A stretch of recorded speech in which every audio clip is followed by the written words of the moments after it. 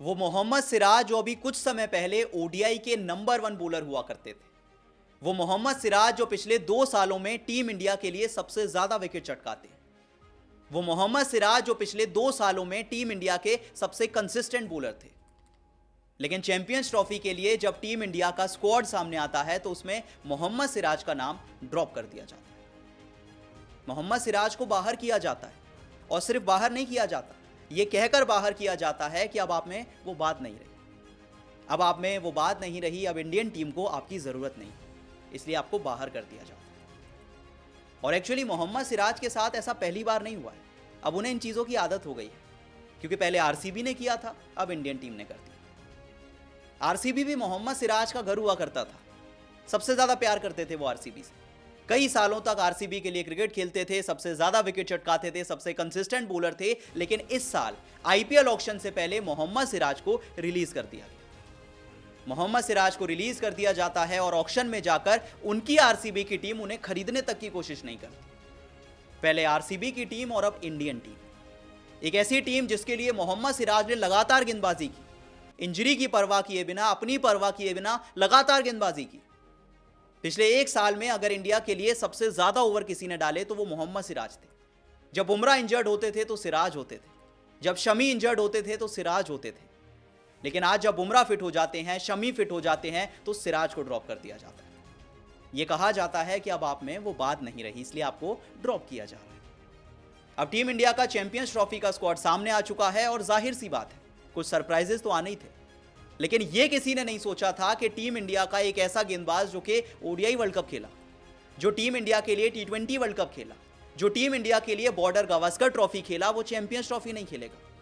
और यह जानने के बाद कि 2022 के बाद से आपका सबसे कंसिस्टेंट पेसर मोहम्मद सिराज है।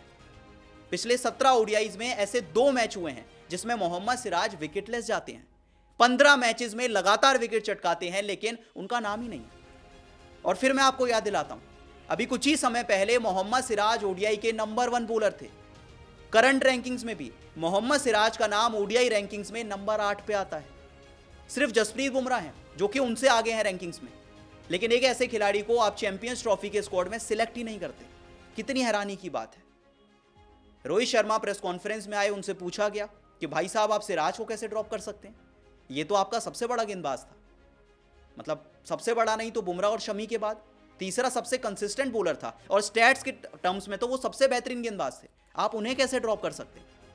तो रोहित शर्मा ने कहा देखिए सिराज को ड्रॉप करना थोड़ा बुरा तो लग रहा है, बहुत अनफॉर्चुनेट है कि हम मोहम्मद सिराज को सिलेक्ट नहीं कर पाए।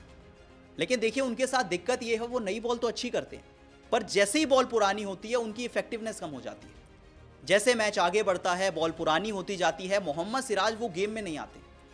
और आजकल तो हम उनसे नई बॉल भी ज्यादा नहीं करा रहे, बुमराह करते हैं, शमी करते हैं, अर्शदीप कर लेते हैं। सिराज तो आजकल नई बॉल भी नहीं करते, पुरानी बॉल से वो इफेक्टिव नहीं है, तो उन्हें सिलेक्ट करना हमारे लिए बहुत मुश्किल होगा। इसके अलावा क्योंकि जसप्रीत बुमराह स्क्वाड में है, साथ में मोहम्मद शमी फिट हो चुके हैं, तो एक ही बॉलर की जगह थी, और हमें लगा कि शायद अर्शदीप सिंह वो गेंदबाज हैं जो थोड़ी वैरायटी लाते हैं। और स्पेशली अगर जसप्रीत बुमराह फिट नहीं होते तो शायद अर्शदीप हमारे स्क्वाड में फिट बैठते, क्योंकि थोड़ा सा वो वैरायटी लेकर आते हैं, वो लेफ्ट हैंड लेकर आते हैं। मतलब ठीक है, सारी बातें मान ली, पर मोहम्मद सिराज सब कुछ किया आपके लिए, जब भी आपको जरूरत थी, जब बड़े बॉलर्स इंजर्ड थे, सिराज हमेशा खड़े थे। अब आप उनके स्टैट्स देखिए जरा। साल 2022 में मोहम्मद सिराज 23 के एवरेज से 24 विकेट चटकाते हैं। साल 2023 में मोहम्मद सिराज 20 के एवरेज से 44 विकेट चटकाते हैं। 2024 में अब तक वो 3 विकेट चटका चुके हैं।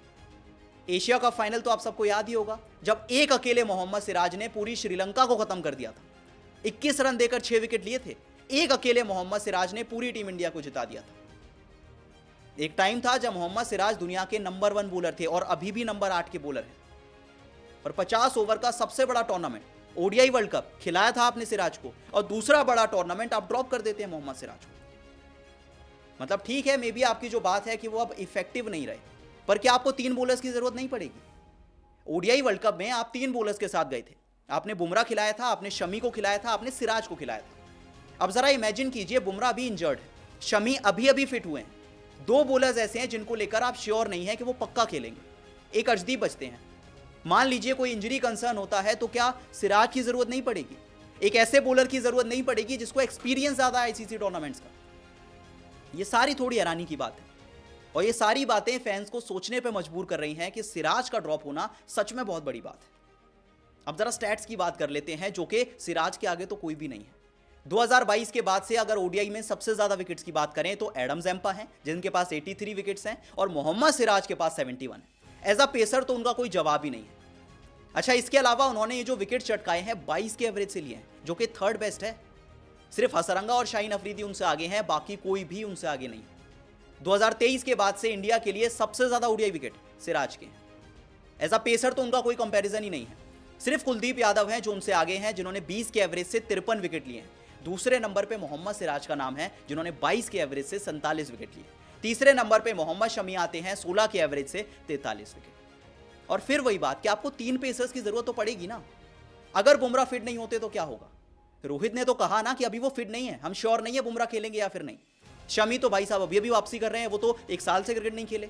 एक अर्शदीप के दम पे आप चैंपियंस ट्रॉफी जीत जाएंगे। मतलब ठीक है, आपको जरूरत नहीं थी, आप बाहर बिठा देते, पर आपको स्क्वाड में रखना चाहिए था, और यही सारे फैंस को लग रहा है। पिछले कुछ समय से मोहम्मद सिराज के स्टैट्स को देखें तो 43 इनिंग्स में 71 विकेट ले चुके हैं। 24 का उनका एवरेज है, सिर्फ 5 का इकोनॉमी है, एक तो 5 विकेट हॉल है, और एशिया कप तो सबको याद है। मतलब ठीक है, मोहम्मद सिराज कभी कभी एक्सपेंसिव हो जाते हैं, पर जब वो चलते हैं तो किसी को चलने की जरूरत नहीं पड़ती, अकेले सिराज काम कर देते हैं। आखिर में कहानी वही है कि मोहम्मद सिराज ने आपके लिए सब कुछ किया। जब बुमराह इंजर्ड थे सिराज खड़े थे, जब शमी इंजर्ड थे सिराज खड़े थे, सबसे ज्यादा एक्सपीरियंस सिराज को था। लेकिन जब चैंपियंस ट्रॉफी की बारी आई तो आप सामने आकर कहते हैं कि हमें सिराज की जरूरत नहीं है, क्योंकि अब उनमें वो बात नहीं रही। क्या आपको लगता है सिराज में वो बात नहीं रही? आपको क्या लगता है मुझे कमेंट सेक्शन में जरूर बताएं, और वीडियो पसंद आई तो वीडियो को लाइक और शेयर जरूर करें।